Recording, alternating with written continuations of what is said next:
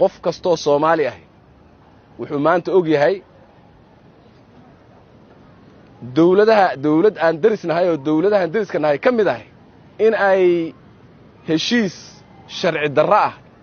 inay la gashay dawlad goboleed ama dawlad goboleed kamida ama maamulada kamida Soomaaliya mid kamida oo ah Somaliland kaas oo sheegaya ama ay tibaaxaya in dal Soomaaliyeed qayb kamida in dawladdaasi ay si sharci darro ah inay leedahay waan qaadanaya waa la iga kiraynayaa waan qaadanayaa ciidan baan degsanayaa dekad baan ka dhisanayaa anaana samaysanaya ayagoo og waliba in maamulkaasi uu ka tirsan yahay jamhuuriyadda Soomaaliya ayagoo og in dastuurka Soomaaliya uusan u ogolayn arrimaha noocaas oo kale ah inay maamuladu ay ayagu ka taliyaan oo ka arrimiyaan ayagoo og in dadka Soomaaliyeed ay muddo dheer ay ayaga laftooda ay challenge iyo dhibaato ay u soo dhaxaysay ayagoo og inay dadka Soomaaliyeed aynan aqbali doonin dawladda Soomaaliyeedna aysan aqbali doonin ayay arrintaas sameeyeen waxaanu geed walba geed dheer iyo geed gaaban u fuulay si nabada in ay saaxiibadeen uga laabtaan tallaabada sharci darrada ay qaadeen oo adduunka oo dhan la hadlay oo la kari laayahay oo loo sheegay waa sharci darro war waxaad u socotaan qaanuun kastuu khilaafsan yahay war waa gardarro laakiin ayaga ay wali diidan yihiin oo taliska Addis Ababa ay diidan yihiin waa la socotaan arrinta halka maraysa ee adduunyadii oo dhan Soomaaliya iyo adduunyadii oo dhan oo garab taagan iyo dawlad qaanuunkii caalamiga jabinaysa ay inay meesha isku hayaan iyadoo sheekadu halka marayso waxa nasiib darro ah inaynu si kala wax u akhrinayno hadaynu Soomaalina arrintaasi waxa u dhaxaysaa ummadda Soomaaliyeed oo dhan shacabka Soomaaliyeed dawladda Soomaaliyeed meel kasta ay joogaan ma jiro qof Soomaaliya oo diyaar u ah ama raba dalkiisa inay dawlad kala qaadato ma doonayo qof raba ma jiro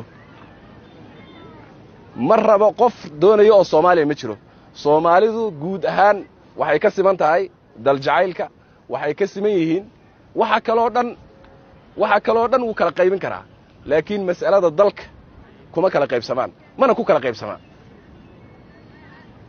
waxaan rabnaa marka arrinta noocaasa dadka Soomaaliyeed ay u fahmaan arrintu waxay maraysaa Soomaali oo dalkeedii difaacanaysa oo aan gardarro rabin oo nabadgelyo rabta oo waliba cid walba la hoostagayso le war dawladdan lala hadlo iyo dawlad le maya waxaas waxba kama jiraan meeshaan gariya gardarraba waa inaad isiiso ama sidii aan u saxiixday baad iigu dayn ama xoog baan ku imanba oo waa imanaya labadaas ay maraysaa inta wax ka sokeeyay oo Soomaali isjiidata ah oo Soomaali isfiirsata ah meeshaas boos kuma leh dadka Soomaaliyeed madaxda Soomaaliyeed siyaasiyiinta Soomaaliyeed waxaan codsanaynaa inaynaan khadka ka dhumin kulligeen halkaas ay wax marayaan meeshaas aynu ka wada sibanahay kulligeen wax inaan hoosta soo gala oo ina kala qaybiya oo yiraahdo waxyaabo kala jira ma jiro dawlad kale oo ciidan keensanaysa Soomaaliya ma jirto dawladna weydiisatay oo dhahday ciidan baan keensanayaa Soomaaliya ma jirto sideedaba daba weydiisan laakiin xaq baan u leenahay hadaan Soomaali nahay wadan madax banaan baan nahay hadaan dawlad kale oo u tagnay oo carbeed oo aan dhahnay iyagana warna caawiyo waxaan caawinaysaan oo ay dhaheen waan caawinaynaa micnaheedu ma aha inaan dawlad kale ku duulayna ma aha micnaheedu ma aha inaan ciidamo ay leeyihiin inta soo rarno Soomaaliya keenayna ma aha namay weydiisan annana ma weydiisan annagu waxaan u baahanahay taageero cidiina siinaysan uga baahnay haday iyagu nasiinayaan saaxiibadan horeyba waa wax badan waan soo qabanay diyaar baan u nahay hana siiyaan laakiin in dadka la misleading lagu sameeyo oo dhinac kale dadka loo gediyo arrintaas waa nasiib darro dadka Soomaaliyeed odayaasha Soomaaliyeed siyaasiyiinta Soomaaliyeed ha ka xishoodaan inay isu jawaabaan ha ka xishoodaan in lagu ciyaaro mabaadii waaweyn iyo arrimo khatar ah oo taagan in wax aan micno lahayn lagu ciyaaro oo dadka la dhex geliyo siyaasiyiinta Soomaaliyeed ha ka daayaan odayaasha Soomaaliyeed ha ka daayaan kala qaybinta bulshada Soomaaliyeed iyo iska horkeenka dadka hal la joojiyo hal laga waantoobo dadka Soomaaliyeed waa inay saf waaxid galaan hal saf galaan dalkooda wada difaacdaan waxay la tahay taas qof Soomaaliya oo ka soo horjeeda ma jiro meel ka soo joogaba qof Soomaaliya oo diidanna ma jiro laakiin dadka markay si qaldan wax loogu akhriyo dadka Soomaaliyeed ee qabyaalada la dhex geliyo ee waxyaabo kale laga hadlo oo la istaataabto waxa inaga dhumaaya meeshii aanu soconay deedna waa fashilmi wala tanaazacu fatafshalu wa tadhhab riixukum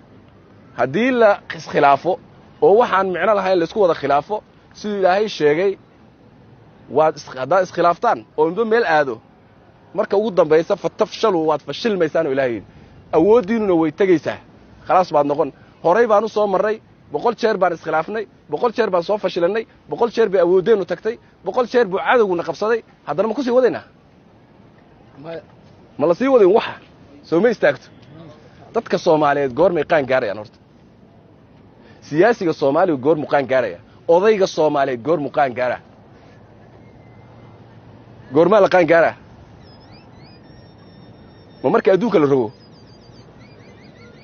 dadka Soomaaliyeed waa in ay qaan gaaraan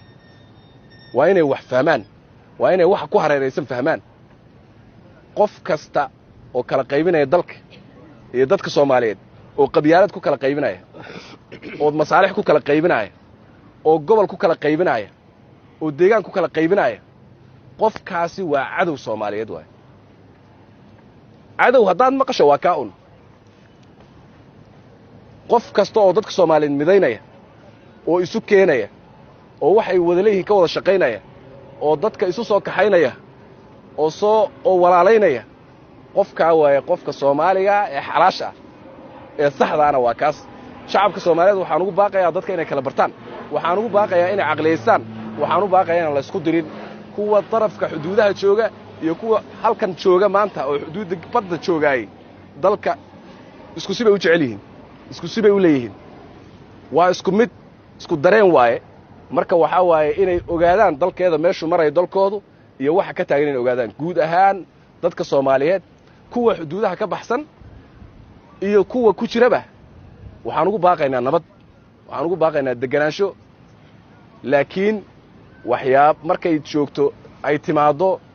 dal markay timaado yani meeshaas waxa waaye waa